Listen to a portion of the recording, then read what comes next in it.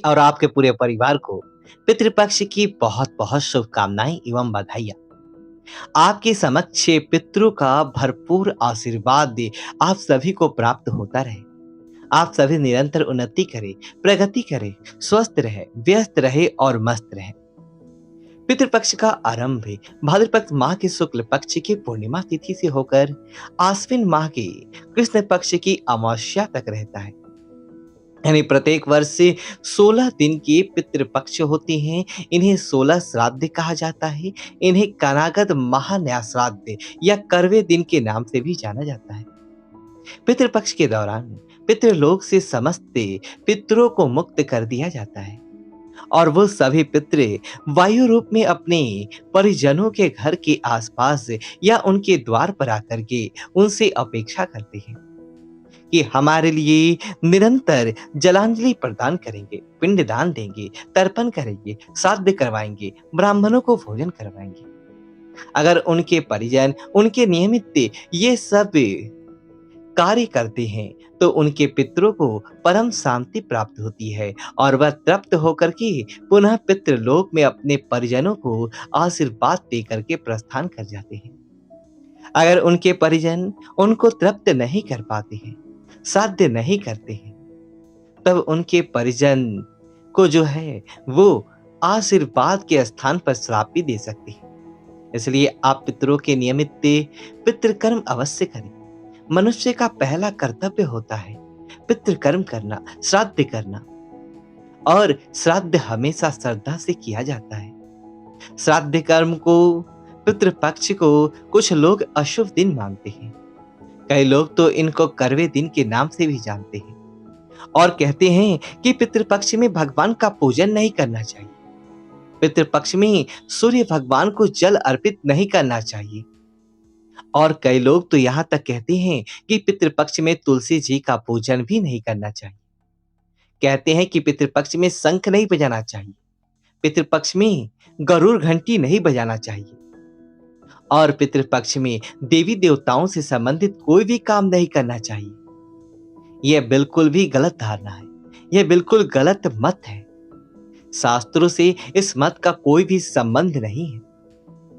तो आज हम आपको स्पष्ट कर दें कि पितृपक्ष के जो दिन होते हैं वो पितरों के विशेष दिन होते हैं और उन दिनों में भी आपको जिस प्रकार आप पहले पूजन करते थे, यानी कि आप भगवान को अगर स्नान करवाते हैं, वस्त्र पहनाते हैं, पुष्प चढ़ाते हैं, तुलसी जी चढ़ाते हैं, दीपक लगाते हैं, भोग लगाते हैं, आरती उतारते हैं, गरुड़ घंटी बजाते हैं, शंख बजाते हैं, उसी विधि से ही आपको पितृपक्ष में भी पूजन अर्चन करना चाहिए।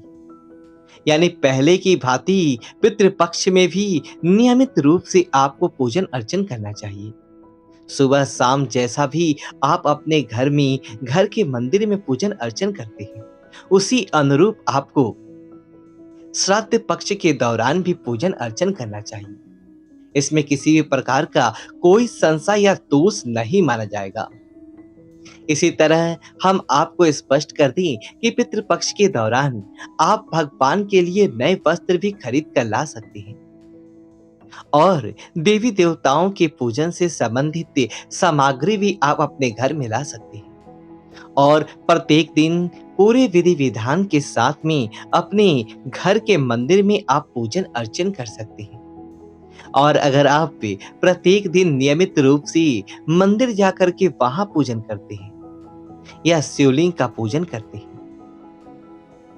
तो वो भी कार्य आप पितृपक्ष में संपन्न कर सकते हैं। इसमें किसी भी प्रकार का कोई दोष नहीं माना जाएगा।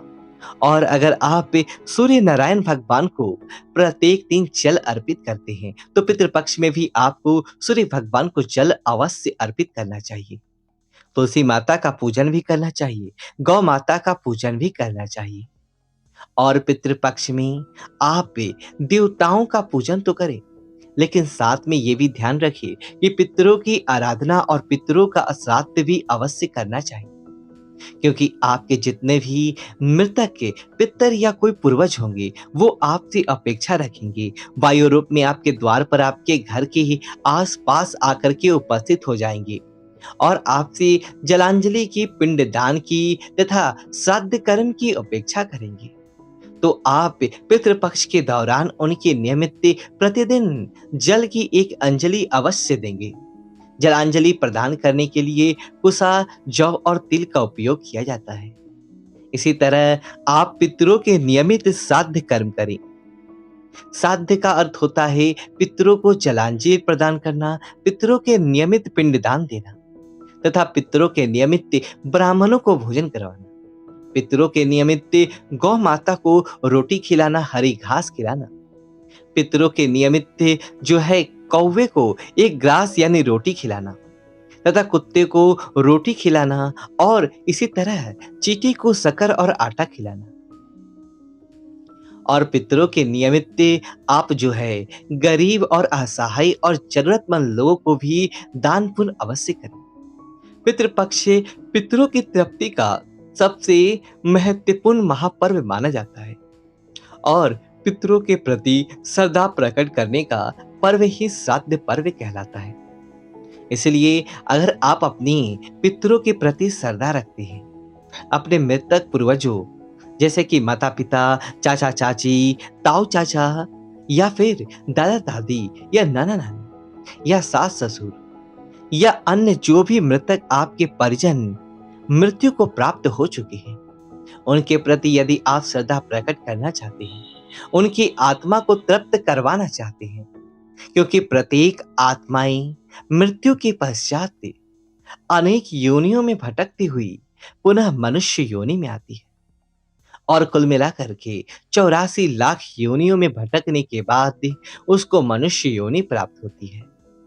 अगर आप उनके नियमित कोई भी कर्म करेंगे तो जिस योनियों में भी वह भटक रहे होंगे, वहां पर उनको तृप्ति प्राप्त हो जाएगी।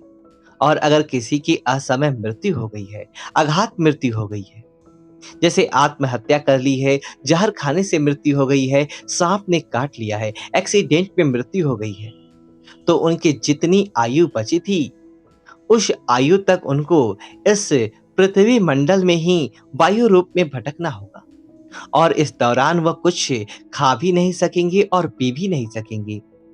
अगर आप उनके नियमित श्राद्ध कर्म करेंगे तो निश्चित तौर से उनको परम शांति प्राप्त होगी। त्रिपिंड श्राद्ध किया जाता है, महालय श्राद्ध किया जाता है और पितरों को जो है पितृपक्ष में हम जलांजलि इत्यादि दे करके प्रसन्न कर सकते हैं, उनको तृप्त कर सकते हैं। तो आप जो है पितृपक्ष में भगवान का पूजन अर्चन अवश्य करें, देवी देवताओं का पूजन अवश्य करें। पितृकर्म में हमको जो है समस्त देवी देवताओं का पूजन करते हुए, पितरों का पूजन करते हुए और पूजित श्रद्धा के साथ में अपने पूर्वजों के नियमित, पितरों के नियमित श्राद्ध कर्म अवश्य करना चाहिए। और अगर स्वयं श्राद्ध नहीं कर सकते हैं तो जो भी परिजन होते हैं, जिसे महिलाएं भी श्राद्ध कर सकती हैं और पुत्र वधू भी श्राद्ध कर सकती हैं, बहन भी श्राद्ध कर सकती हैं, भाणेज भी श्राद्ध कर सकते हैं, पुत्र पौत्र या पुत्र का पुत्र भी श्राद्ध कर सकता है, या सहोदर या सगा भाई भी श्राद्ध कर सकता है, अथवा माता पिता भी पुत्र का श्राद्ध कर सकते हैं। और यदि कोई और नहीं हो तो पुरोहित या आचार्य भी अपने यजमानों की मृत्यु के लिए उनका श्राद्ध कर्म संपन्न कर सकते हैं। और श्राद्ध कर्म करने से उस प्राणी को परम शांति प्राप्त होती है और जब उसको परम शांति प्राप्त होगी तो आपके घर परिवार में जो भी ज्ञात अज्ञात पितृ दोष है वह समाप्त हो जाएंगे तथा आपके घर में सुख शांति समृद्धि का वास होगा। वीडियो को लाइक करें और कमेंट बॉक्स में नमस्ते लिखकर हमारे चैनल को सब्सक्राइब करें। धन्यवाद दोस्तों।